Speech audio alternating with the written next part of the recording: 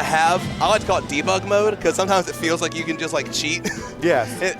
And it's gonna make it, MuteAce is gonna be at kill percent very suddenly and very early a lot in this set. I've seen people, and myself as well, sometimes intentionally not hit Terry in some situations just to end up getting him off stage instead with the 100% instead of being on stage with the 100%, because that is a difference maker. That is what makes his character. Yeah, that's the method, honestly. Don't get him into scary mode, you know what I mean? Want to keep him as far away from that as possible. Starting PS2, good neutral stage, both characters enjoy it, yada, yada, yada. We're getting into it. Yep, here we go, MuteAce scouting out, looking for these backers. These backers on shield, kind of what Peach has been known for at this point. They're so oppressive and hard to get around as any character. Hold on that ledge.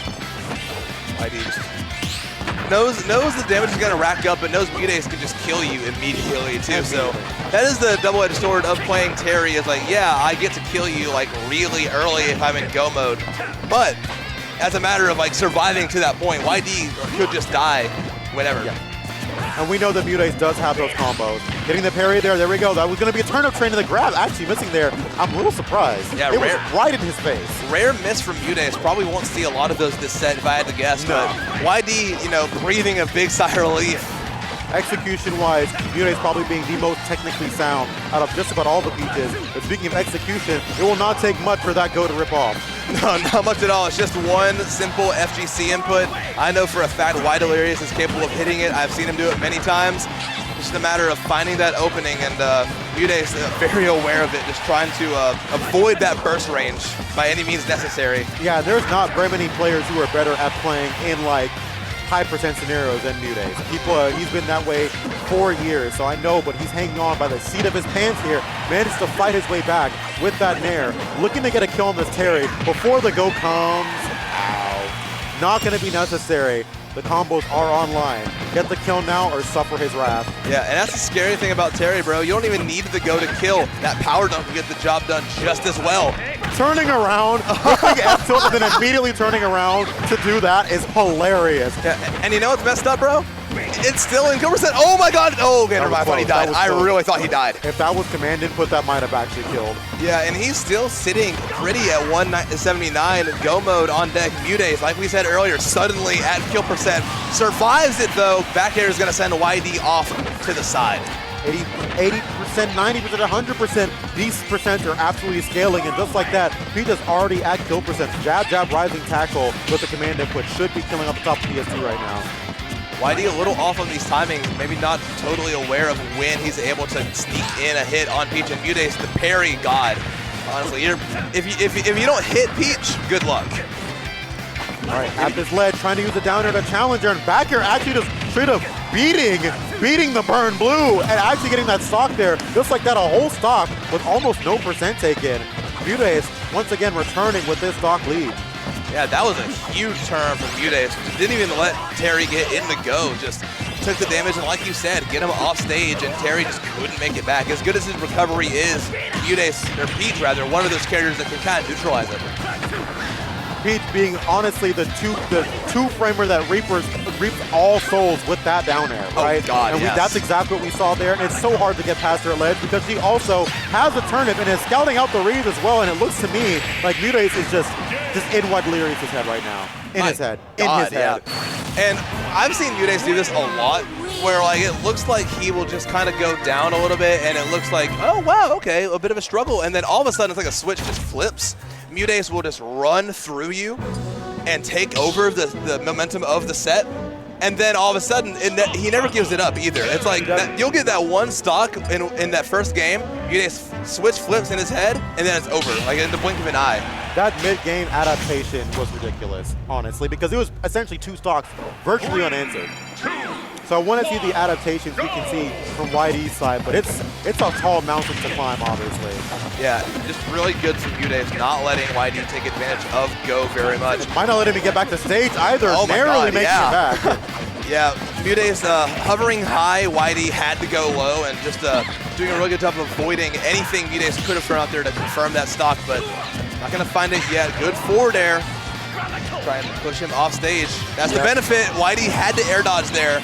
but that's air dodge. Even if he went low, it would have still hit the rising tackle, right? Yeah, the window to make it back to ledge without getting hit by that forward smash, it's so tight that of course MuteAce is going to hit it. And once again, Whitey's already at 39. He is just so aggressive. So aggressive, but it's not paying off very much. Only 49% on MuteAce. He's doing a very good job of not letting any of these hits turn into meaningful ones. Speaking of which, that Nair would have been a meaningful hit, but just choosing to parry it instead, and I don't think Terry makes this back. Just barely, yeah. That tomahawk. Peach's tomahawk so disgusting because you're so afraid of the back air, you end up getting grabbed anyway. Oh, great jump away to throw out the back air. Falling Nair, MuteAce going as deep as possible for that falling Nair, and we have a dominant lead on the side of MuteAce. How many times have you seen MuteAce like just parry the power dunk at this point? Every time, I feel like. We saw a miss parry early game 1, and like I said, a rare miss from MuteAce, and that's not going to happen very often. MuteAce is doing such a good job of just holding down the corner and even playing from the corner, right? He's making it so difficult for Ydelirious to get that space he needs to get these combos off, and it's just not happening. Now, if Ydelirious can live to see 100%, we could see a different story. Yeah, all of a sudden, it's still very doable despite MuteAce having all 3 of his stocks in the tank. But the biggest statement in that sentence is if. Because we've seen MuteAce consistently kill YD before Go even becomes like a threatening factor. And that's the important thing. Get him before he can like 100% off the stage. This is where you want to have Terry, right? Not even going to be able to use it. And unless he knocks him up just like that, okay. Finds it finally, that confirm is going to be good. And now, like we said, you have to be a lot more careful now if you're MuteAce. Because, I mean, one flub and that's going to be 50%. And then one more flub, that's your stock. And MuteAce knows it. Look at how much he's just floating backwards, waiting for these options. I don't know if he makes this. He does. He does, he does. Not going to go down for the edge guard instead. Going to scout out that jump, and MuteAce looking so dominant with basically a fresh 2 stocks in that game too. This might be the first sweep we see on the stream here. Entirely possible, yeah. MuteAce is just showing he is a different level among all these people. We were talking about how close that high level and that top level are, but there is still, I feel like, a little bit of a divide between like that super top level, you know what I mean? Like where you get like your Leos, your Doramigis, your Akalas. Right. MuteAce has played at that level. Yeah, absolutely. For For some time. Ydelirious, I feel like, knocking on the door, you know, just needs to go to a few more events, and like seeing him travel would be sick to like make these big runs at events, but still just maybe a little short of figuring out MuteAce. Because again, we said how much careful MuteAce had to be. MuteAce like, okay, no, whatever. That's how I get him off stage to kill him. That's fine. That's all I have to do. And it's really the neutral. Terry's a lot of times at this, you know, this high but not quite top level, or relying on power dunks to get in. And MuteAce has parried literally every single one of them, but like one. And he was in the air, so he couldn't. So we need to see a little bit more clean neutral play, clean grounded play to kind of get around some of Peach's options, because Terry does have the range with those moves, like forward tilt, like with that fair, right? Yeah, absolutely. It has the ability to kind of box MuteAce out if he wants to, but it feels like YD just a little too antsy to try and get that power dunk to work, and didn't even try it that time. But MuteAce, I mean, again, no matter how you try to approach MuteAce, MuteAce is going to reverse the situation and going to get that kill only at 62%, and that's after YD made it back to stage. All right, here we go. Okay, this is where something could happen at this corner. This is where YD needs to hold it down, and this is where Peach is arguably at her weakest. Oh, hovering on. Great way to answer that Peach bomber. Gets MuteAce off stage, good pressure on the shield, but MuteAce finds that opening, that down air. It reaches a little further out than you think it would normally too, so it's a good spacing tool. It sends you out, sends you off stage. YD has to make it back. Oh, bad position. Too low maybe? No, he snaps. Looking for the down tilt into the forward airs, and I'm liking what I'm seeing from YB in the staggered jabs and overall the more creativity as far as approaching and pressure goes, but MuteAce is making it so difficult to get any meaningful hits off of whatsoever.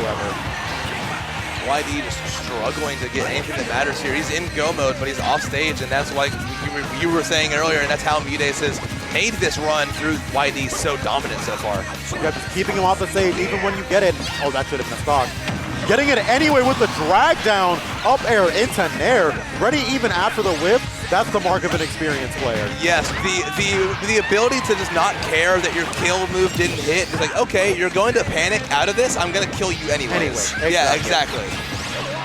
Regrab that turnip, not going to get the regrab that he was looking for there, but going to get back to center stage. That's going to be back off the stage.